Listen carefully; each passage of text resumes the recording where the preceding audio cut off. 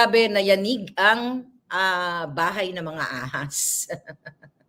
Ang budget ni ayan ang PDEA statement. Ang budget ni Lazo diyan, 'di ba? Nakwento ko na sa inyo na may 5 milyon siyang kinukubra buwan-buwan at imagine mo doon sa kung di ako nagkakamali, kung tamang recollection ko, hinawakan niyo sa Bids and Awards Committee, hinawakan kumbaga yung posisyon na yun siya rin ang inappoint niya yung sarili niya.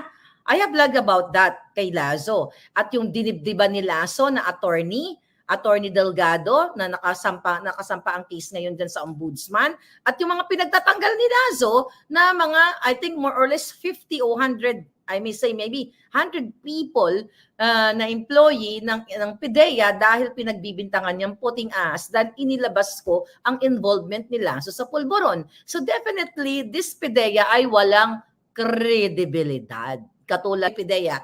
The reason why wala si Marcos Jr. sa kasalukuyan at sa nakaraang listahan ng pulburonic dahil nakiusap si Senator Amy na wag ilagay ang kapatid niya kasi aayusin niya, kausapin niya na magbagong buhay ang kapatid niya. And it's sad to say, hindi nagbago, lalong nagiging ngiwi.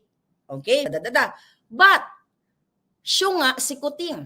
Bakit ba ano ba ang pagkakaiba ng pulburon na favorite niya at doon sa fin, nil, na medically prescribed? Okay. Sinabi ni Pangulong Duterte, yung gamot na yan, I think, 5-6 years ago, dahil di ba may aksidente siya sa motor, kasi yan ay pain reliever yan, the most potent pain reliever of all pain relievers. Di ba? Intended effect. Ano ba ang intensyon? Ano ang intended effect nitong gamot na itong pinag-uusapan natin, yung kay Pangulong Duterte? To alleviate the pain, para tanggalin ang nararamdaman niyang pain sa kanyang katawan dahil siya ay nagkaroon ng surgery, back problem, and everything. And that is doctors prescribe. Okay? Doctors prescribe.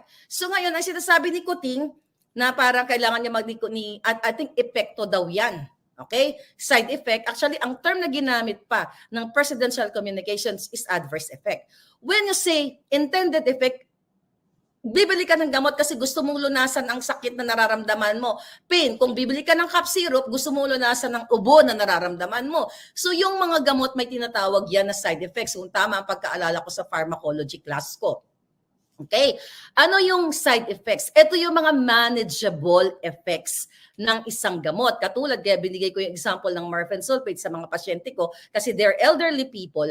Ang kanilang side effects is yung constipation. That is manageable, darling. Kapag pinainom mo, let's say, ng Fenta o ng morphine, itong pasyente, ang isa sa side effect niya is pagtubol. Nakamukha ni Lisa, yung mukha niya mukhang tubol. So ano yung management with that? So ima-manage mo siya as what? Increase your fiber sa first effect. That is dangerous, darling. Okay, yan ay Kuting. Dapat nagbasa-basa ka ng kunti ba? 'Di ba? Nagtanong ka doon sa mga doktor mo bago ka ng bunganga. Life-threatening yan. Kaya nga, 'di ba? Kapag nagkaroon ka, pag uminom ka ng gamot, ano yung mga life-threatening adverse effect? Allergic reaction.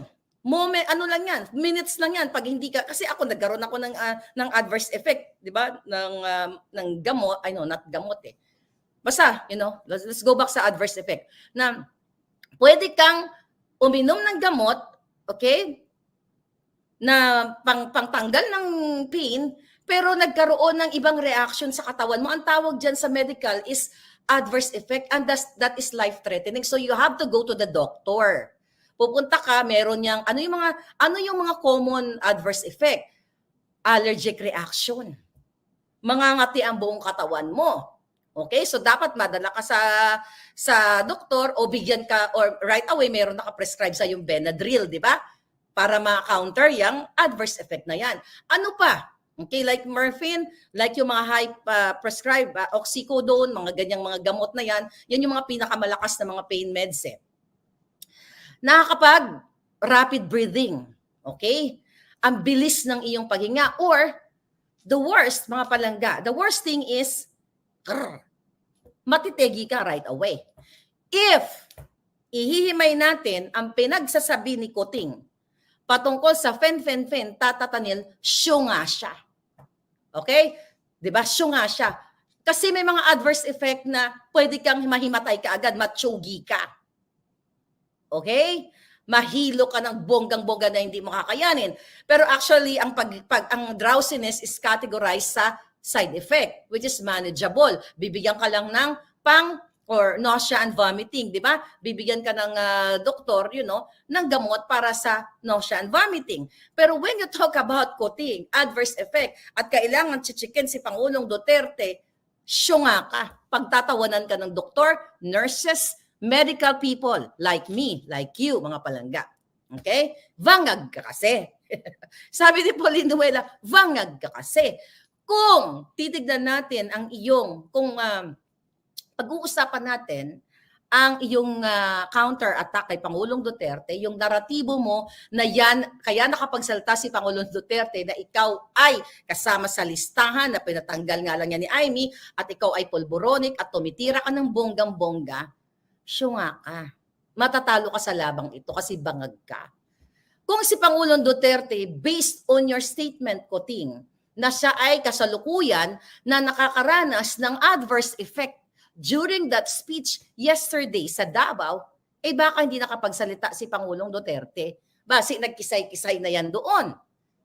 Diba? But, in contrary, si Pangulong Duterte during that time, mga palangga, was very calm, peaceful, nagjo-joke, nasa right mind, at 80 years old. Diba? Na medyo mahina na talaga si Pangulong Duterte, he is in his right mind. Ang galing nag-i-inject ng jokes. May sense of humor. Nare-recognize niya ang mga tao doon. Nare-recognize niya kung sino ang mga taong nasa paligid niya. Kasi kung isa sa mga sinasabi niyo na baka confused, definitely, kung confused siya, din makita mo na doon nag-Julianin na katulad ni Julianin dito. Di Biden, Julianin, o katulad yan, di ba? Parang nagwa-wonder si Biden, asa man ako, magpunta man ako dito. Di ba? Mga ganun yung Pangulo namin dito. But anyway, mga palangga. So if you are a medical professional, okay, na naka-experience ng mga side effects, okay, na nakikita mo sa pasyente mo, yung epekto ng gamot, pagtatawanan mo ang pinagsasabi ni Kuting. Alright? Mamaya di-differentiate natin ang pulboronic. They're both narcotics palangga.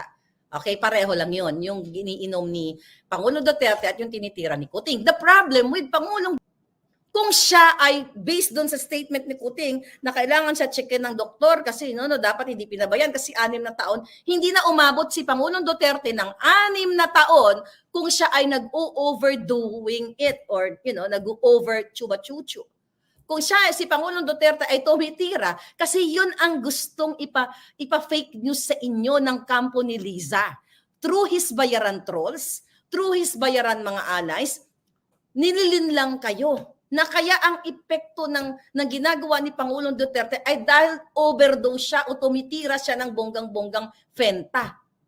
Palangga, kung tumira yan, you know what? Do you know that only hours, maybe minutes, kapag lalo na sa edad ni Pangulong Duterte, kung tumira yan ng just, parang ganito lang kaliit yan, parang yung rock salt natin na sa Pilipinas, yung rock salt, yung hibla ng pag tumira ka ng bonggang-bonggang yan, sige, pagpalagay na natin, sige, sakyan natin ang kahibangan ni Kuting, sige, si Duterte ay nag-overdose ng ganyan, epekto yan, hindi na siya sana nakaakyat ng stage doon. Dapat tegi ng lolo natin. Hindi na yan makapag-isip. Kasi the moment na in-overdose mo yan, at your age, at 80 years old, nagtsutsugi nga yung mga dito sa LA. Ulitin ko, bago kay Pangulong Duterte. Kung si Pangulong Duterte, based sa statement ni Kuting, ay umi-epekto o sobrang tinatamaan ng adverse, you talk about ang ibig sabihin, hindi na tumagal ng 6 years si Pangulong Duterte. Dong, ligwak na yan. Kung nag-overdose yan, o hindi na tatagal ng 1 araw yan. Gagano na lang yan ng bonggang-bongga. Ayan. Ang sabi nurse din ang common law wife ni Pangulong Duterte. Yes, si Miss Hanelet. Na yan. Wala na kayong narinig na nag-speech doon. Wala na. 6 years ago, nasa ilalim na siya ng hukay. Di ba? 6 years ago. Kung yan ang naratibo nyo. So kaya kailangan na